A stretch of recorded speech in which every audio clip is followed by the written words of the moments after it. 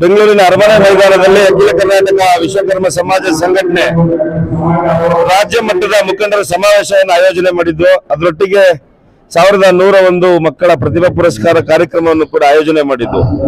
ಈ ಕಾರ್ಯಕ್ರಮಕ್ಕೆ ನಾವು ಮುಖ್ಯ ಅತಿಥಿಗಳಾಗಿ ಮಾನ್ಯ ಮುಖ್ಯಮಂತ್ರಿಗಳನ್ನ ಅಧ್ಯಕ್ಷತೆ ವಹಿಸಲಿಕ್ಕೆ ಆಹ್ವಾನ ಮಾಡಿದ್ದು, ಉದ್ಘಾಟನೆಗೆ ಡಿ.ಕೆ. ಶಿವಕುಮಾರ್ ಅವರನ್ನ ಆಹ್ವಾನ ಮಾಡಿದ್ದು, ಮಾನ್ಯ ಉಪಮುಖ್ಯಮಂತ್ರಿಗಳು ಹಾಗೂ ಹಲವಾರು ಮಂತ್ರಿ ಮಹೋದಯರನ್ನ ಆಹ್ವಾನ ಮಾಡಿದ್ದು. ದುರ್ದೈವ ಇವತ್ತೇ ಕ್ಯಾಬಿನೆಟ್ ಇಟ್ಕೊಂಡಿರೋದ್ರಿಂದ ಅವರೆಲ್ಲರೂ ಗೈರು ಹಾಜರಾದ್ರು. ನಿಮ್ಮ ಸಮಾಜದೊಟ್ಟಿಗೆ ನಾವು ಇರ್ತೀವಿ ಅಂತ ದೂರವಾಣಿ ಮುಖಾಂತರ ಮಾನ್ಯ ಮುಖ್ಯಮಂತ್ರಿಗಳು, ಉಪಮುಖ್ಯಮಂತ್ರಿಗಳು ಹಾಗೂ ಸಚಿವರುಗಳು ಮಾತನಾಡಿದ್ದಾರೆ. ನಾವೇನು ಇವತ್ತು ಸಮಾವೇಶದಲ್ಲಿ ಸಮಾಜದ ಪರವಾಗಿ ಸಮಾಜದ ಮಕ್ಕಳ ಭವಿಷ್ಯಕ್ಕಾಗಿ ಒಂದಷ್ಟು ಬೇಡಿಕೆಗಳನ್ನ ಇಟ್ಟಿದ್ದು, ಬೇಡಿಕೆ ಪಟ್ಟಿಗಳನ್ನ ತಯಾರಿಸಿ ಅವರಿಗೆ ಅನುದಾನ ಕೊಡುವಂತ ಕೆಲಸವನ್ನು ಮಾಡಬೇಕಂತ ಮಾಡಿದ್ವು.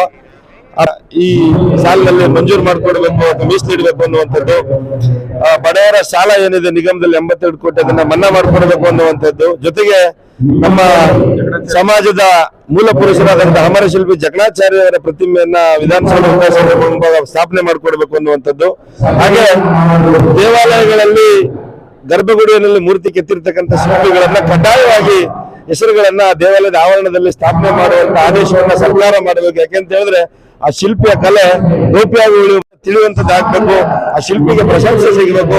ಉದಾಹರಣೆಗೆ ಒಂದು ಬ್ಲೇಡು ಅಥವಾ ಒಂದು ಕುರ್ಚಿ, ಒಂದು ಟೇಬಲ್, ಒಂದು ಚಾಕ್ಲೇಟ್ ನ ತಯಾರು ಮಾಡಿದಂತವನು ಕೂಡ ಇವತ್ತು ಆ ಹೆಸರುಗಳನ್ನು ಹಾಕೊಳ್ಳುವಂತ ಕೆಲಸವನ್ನ ಮಾಡ್ತಾನೆ.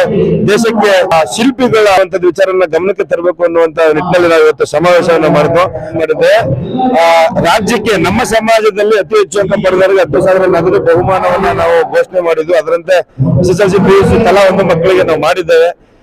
ಇನ್ನುಳಿದ 75% ಹೆಚ್ಚು ಅಂಕ ಗಳಿಸಿರ್ತಕ್ಕಂಥ ಮಕ್ಕಳಿಗೆ ಪ್ರತಿಭಾ ಪುರಸ್ಕಾರ ಮಾಡುವಂತ ಕೆಲಸ